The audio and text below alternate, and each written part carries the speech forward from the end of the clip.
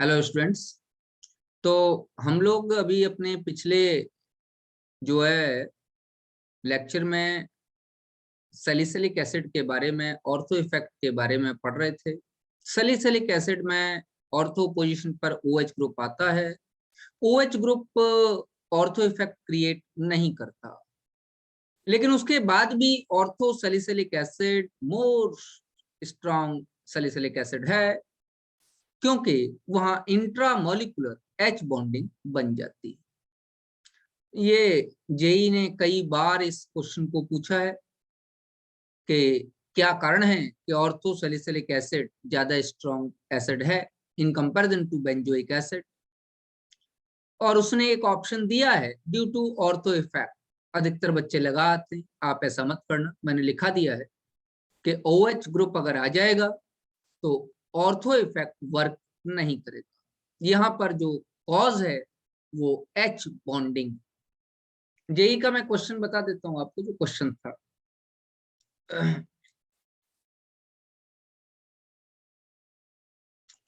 Question ये था, question ये है, in between ortho, Meta and para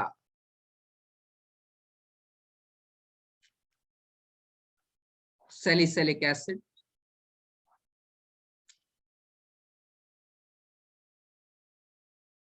ortho salicylic acid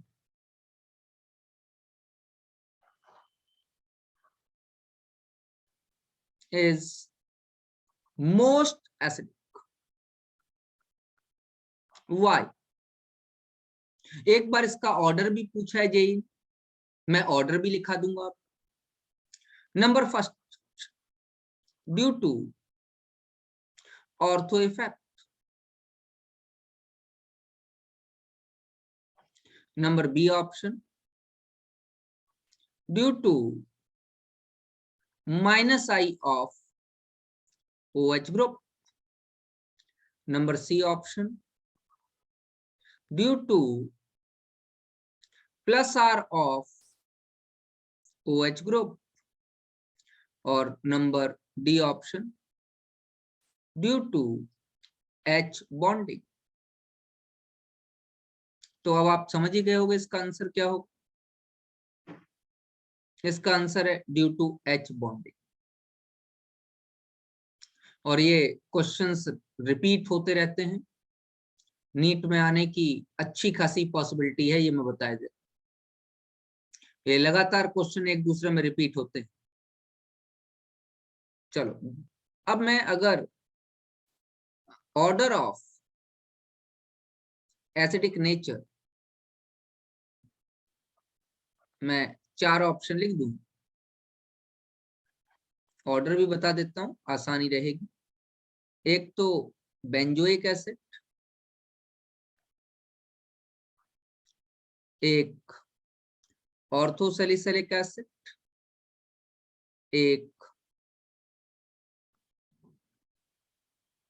मेटासैलिसिलिक acid,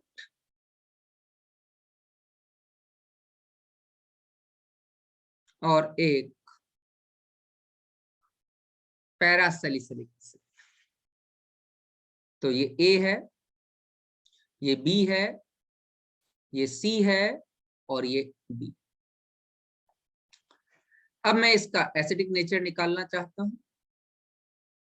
तो बेटा ध्यान दीजिएगा, बी वाला मोस्ट एसिडिक हो जाए, क्योंकि वहां इंट्रामोलिकुलर H बॉन्डिंग काम करेगी। बी के बाद सी, क्योंकि वहां -I काम करेगा। सी के बाद ए, और सबसे कम डी। अच्छा, ऐसा क्यों? ऐसा इसलिए क्योंकि डी वाले में रेजोनेंस काम करेगा और यहां स्ट्रॉन्ग +R काम करेगा। +R एसिडिक नेचर को डिक्रीज कर, यहां पर only -I is operative, R is not operative, Meta position. और माइनस आई तो इंक्रीज करेगा. Although the distance is far, there the OH is on the third position, but there will be increase in acidic nature, although the increase is slight, but increase will happen. In the case of orthosalicylic acid, intramolecular H bonding is present and ortho effect is not operating, but due to intramolecular H bonding, after losing the H ion, it forms intramolecular H bonding, it becomes highly acidic. And in the case of benzoic acid, no such effect is present. Thus, its position in this order will be third. So the least acidic, last position पर D present है, and D will be the least acidic in all due to the strong plus R. क्या यहाँ minus आई operative नहीं होगा? होगा, बहुत week. और fourth position पे माइनस आई को देखेंगे ही क्यों? समझ में आता कि नहीं है? जब प्लस आर काम कर ही रहा है. हाँ, प्लस आर नहीं काम करता तो माइनस आई देखते. अब प्लस आर काम कर ही रहा है तो माइनस आई का कोई मतलब नहीं रहेगा, क्योंकि यहाँ पर आर हर एक केस में, हेलोजन को छोड़ के हर एक केस में R effect is more prominent in comparison to that of the I effect. क्या आपको मेरी बात समझ में आ रही है?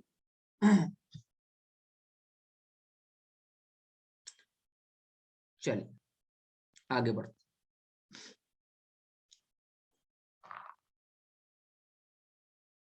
नाउ SIP इफेक्ट नाम है steric inhibition in protonation.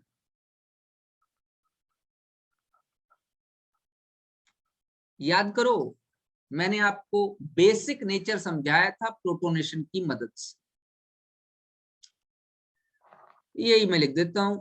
Due to steric inhibition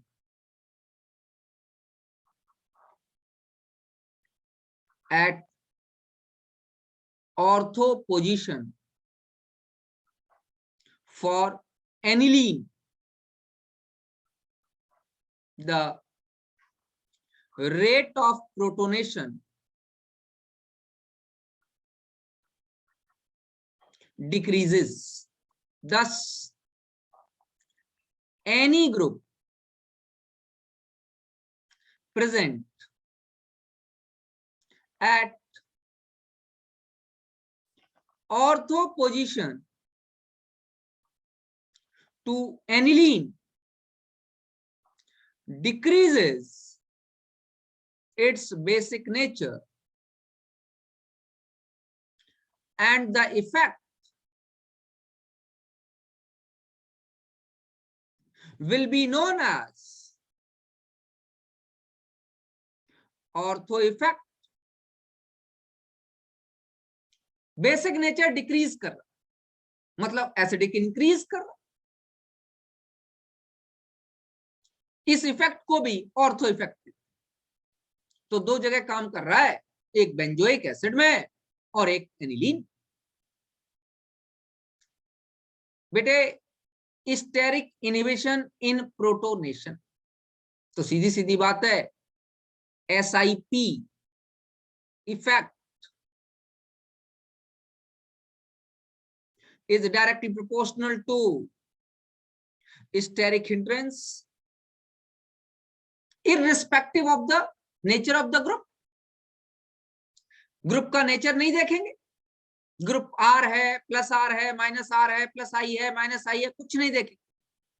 अगर ऑर्थो पोजीशन पर कोई भी ग्रुप आ गया तो उसके साइज के हिसाब से हम नेचर डिसाइड कर दें, क्योंकि steric hindrance directly proportional to bulky nature of the group. Bulky nature of the group, group के बल्की नेचर पे डिपेंड करेगा. जितना बल्की ग्रुप होगा SIP उतना ही तेज, उतना ही बढ़िया लगेगा. चलिए बातचीत कर लेते हैं.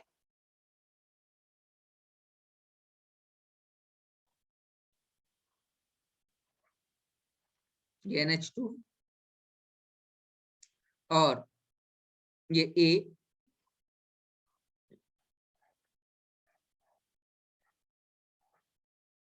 ये NH2 है,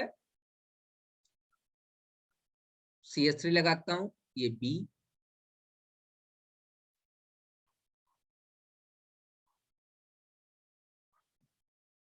NH2 है, CH3 लगाता हूं, C,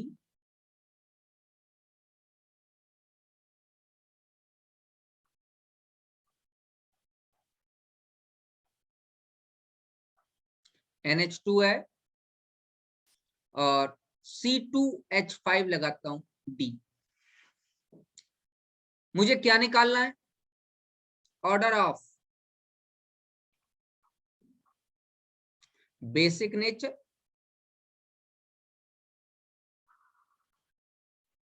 चलिए बातचीत कर लेते हैं। यहां पे ऑर्थो इफेक्ट काम कर, यहां पर प्लस आई काम कर रहा है और यहां पर भी ऑर्थो इफेक्ट काम कर रहा है, और यहां पर तो ये एनिलीन का लोन पेयर है ही, एनिलीन पे तो लोन पेयर है ही हर जगह।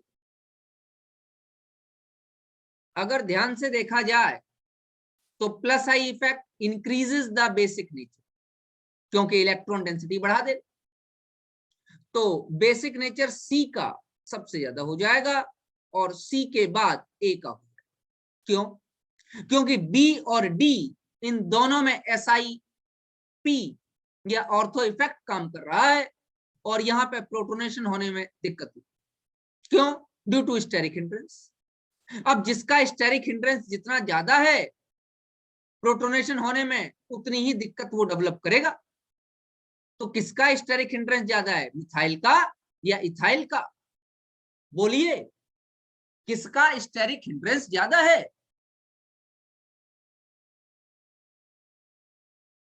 ना, मैं क्लास आगे नहीं बढ़ाऊंगा, आंसर नहीं मिला। Very good. हाँ, जब धमकी देता हूं तभी आंसर मिलता है। हाँ हाँ, अब आया ना लाइन। डी का स्टेरिक हिंड्रेंस ज्यादा है, इसका मतलब डी का बेसिक नेचर काफी कम हो जाएगा। अच्छा, सी का सॉरी बी का भी कम होगा, ऐसे बात नहीं है। B will also be less basic than aniline, लेकिन बी का basic nature in comparison to D ज्यादा होगा, क्योंकि डी में स्टेरिक हिंड्रेंस ज्यादा ताकतवर है। बोलो बच्चों, क्या मेरी बात समझ में आ रही है, नहीं आ रही? ये दोनों ही मैंने ग्रुप आपको करा दिए, SIR और SIP। जनरली इनको ऑर्थो इफेक्ट नाम से भी जाना जाता। क्लियर हो जाएगा? कोई प्रॉब्लम नहीं? चलो, अच्छी बात है। Now we are heading towards a new electronic effect and the last one known as hyperconjugation. चलिए बढ़ते,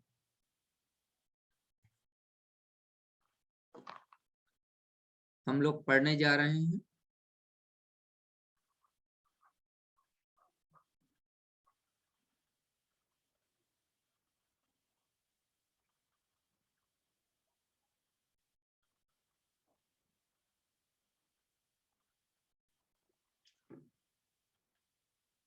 मैं इसके बारे में कुछ पॉइंट्स लिख रहा हूं, फिर समझाऊंगा। When the sigma electrons are in conjugation with pi electrons, it is the case of sigma pi conjugation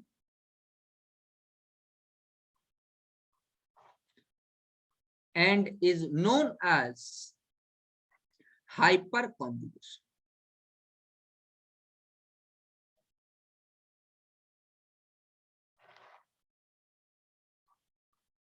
बेटे ध्यान से समझिए, मैं आपको याद दिला रहा हूं, मैंने 6 तरीके के कॉन्जुगेशन पढ़ाए थे आपको। अजय याद है? Anshika, there were 6 type of conjugations. Ayush, Nikhil, Mahak, याद है? चलो, कौन कौन से थे?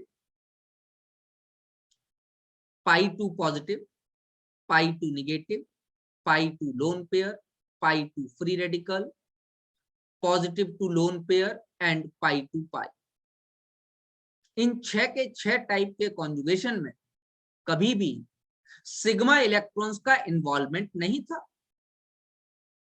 कभी मैंने कॉन्जुगेशन में ये नहीं आपसे कहा कि सिग्मा इलेक्ट्रॉन इन्वॉल्व होगा, लेकिन यहां पर सिग्मा इलेक्ट्रॉन इन्वॉल्व हो रहा है।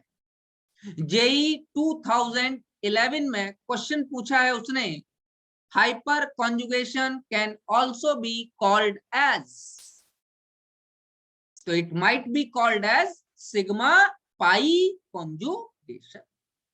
आंसर भी यही है उसका, sigma pi conjugation, because we are saying that the sigma electrons are in conjugation with pi electrons. क्या मतलब है सिग्मा इलेक्ट्रॉन कैसे कॉन्जुगेशन टेक पार्ट करेगा? तो एक हम ट्रिक सीख लेते हैं इसकी। when there is presence of minimum of 1 alpha hydrogen atom, 2 sp2 hybridized carbon atom, hyper conjugation is possible या प्रेजेंट। पॉसिबल क्यों कह रहे? Hyper conjugation is present. ये तो ट्रिक बढ़िया हमको समझ में आ गई। एक एग्जाम्पल देता हूं। एग्जाम्पल है हमारे पास propene CH3 single bond CH double bond CH2, it is propene. Propene में क्या है देख लेते हैं। ये कार्बन sp2, ये कार्बन भी sp2। इस sp2 टर्मिनल sp2 के बाद तो कुछ है नहीं तो छोड़ दो, लेकिन मिडिल वाला जो sp2 कार्बन है, इसके जस्ट बाद वाला कार्बन पहली बात तो sp3 है और अल्फा है, और इस पर कम से कम एक हाइड्रोजन होनी चाहिए। यस पॉसिबल है, तो yes hyper conjugation is possible. ध्यान रखिएगा 1 अल्फा हाइड्रोजन एटम जो कहा है वो sp3 कार्बन पर होना चाहिए। तो हमको कैसे पता चला कि इसमें हाइपर कॉन्जुगेशन है? हमको ऐसा सपना आया था कि इसमें हाइपर कॉन्जुगेशन? नहीं। कैसे पता चला बताते। Let us consider the case of propene. हम ये मान के चलते हैं कि फर्स्ट कार्बन से, ये फर्स्ट क्यों कह रहे हो, ये और ये इन दोनों की बात पढ़ ले। चलो दोनों की क्यों बात, एक काम करते हैं। चलो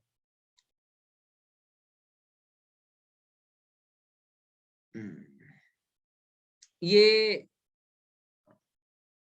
x है और ये y। आपको मालूम है x और y बॉन्ड लेंथ। साइंटिस्ट ने बड़ी अजीबोगरीब चीज देखी। हियर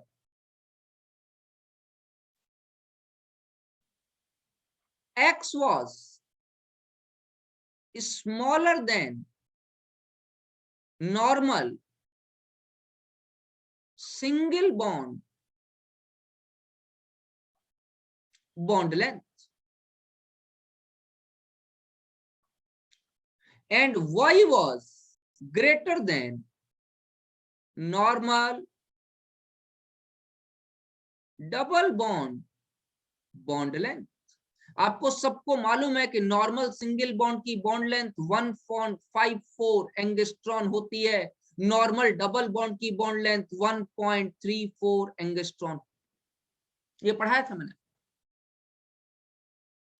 साइंटिस्ट के दिमाग में ये बात नहीं आई। साइंटिस्ट ने कहा कि ये कैसे पॉसिबल है, यहां तो कोई कॉन्जुगेशन नहीं है, फिर ये बॉन्ड छोटा कैसे हो गया। तो मैं ये भी तो कह सकता हूं, here due to hyper conjugation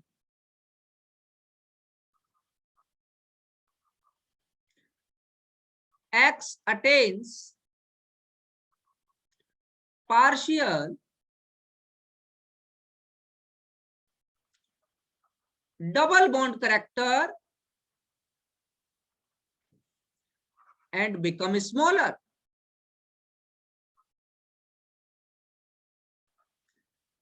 And Y attains partial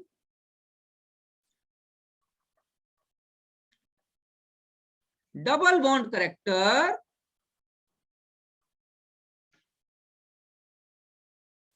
and become larger.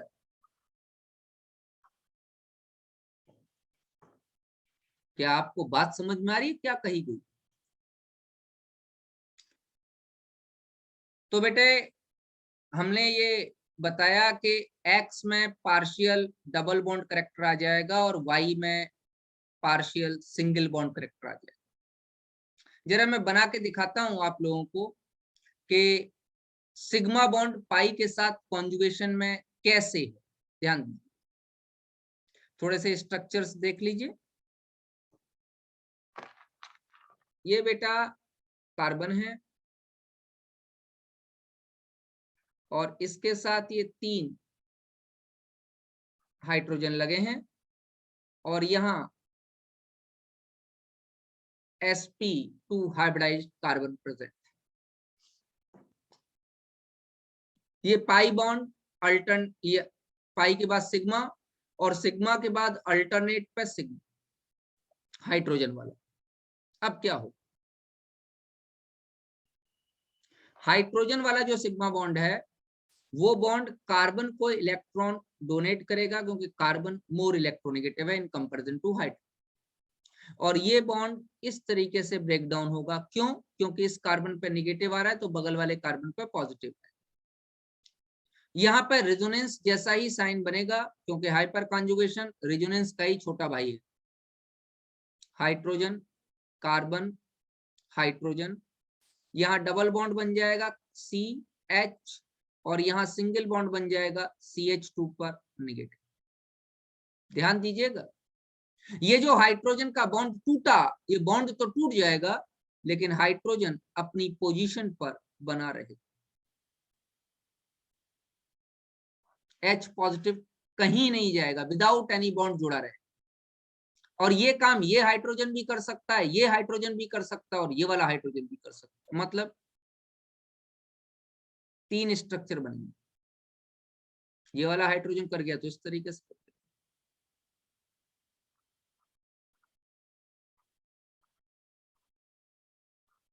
और एक रिजोनेटिंग स्ट्रक्चर और बन जाएगा, नीचे वाला हाइड्रोजन कर दो। तो हाइपर कॉन्जुगेशन में टेक पार्ट तीनों में से कोई भी हाइड्रोजन कर सकता है।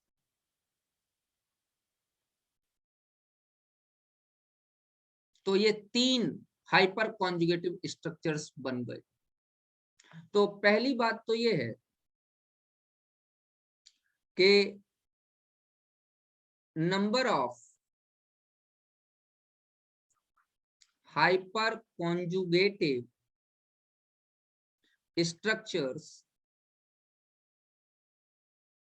is equal to number of alpha hydrogen atoms. इस केस में तो 3। और दूसरी बात यह है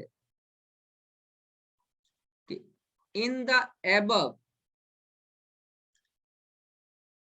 रिजोनेटिंग, क्योंकि रिजोनेंस जैसा ही दिखाई दे रहा है, या ऐसे काम करता हूं, थोड़ा सा चेंज कर देता हूं वर्ड को, in the above hyper conjugating negative structures, H positive is present without any bond. Thus, it is also known as no bond resonance. Also, the effect was discovered by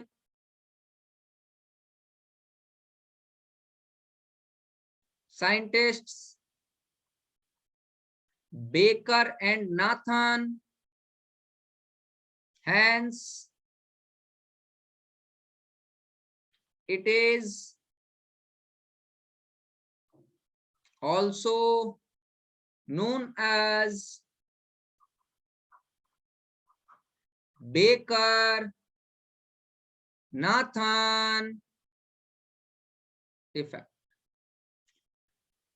तो भैया आप इसे hyper conjugation कहें, आप इसे no bond resonance कहें, या आप इसे बेकर नाथन इफेक्ट कहें, तीनों बातें एक ही, ठीक है ना। हाइपर कॉन्जुगेशन कहो, नो बॉन्ड रेजोनेंस कहो, या बेकर नाथन इफेक्ट कहो, क्योंकि हाइड्रोजन यही जुड़ा हुआ है बिना किसी बॉन्ड के, और ये जो स्ट्रक्चर बन रहे हैं कॉन्जुगेटिव स्ट्रक्चर्स हैं, तो ये रेजोनेंस जैसा अपीयरेंस शो कर रहे हैं, इसीलिए इसका नाम दे दिया नो बॉन्ड रेजोनेंस। साइंटिस्ट जिन्होंने डिस्कवर किया वो थे बेकर और नाथन, तो नाम दे दिया बेकर नाथन इफेक्ट।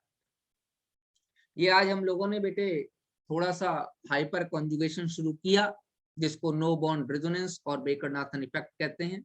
इसकी एप्लीकेशंस मैं कल आप लोगों को आपकी नेक्स्ट क्लास में पढ़ाऊंगा, ठीक है। मिलते हैं आपसे आपकी नेक्स्ट क्लास में बेटे।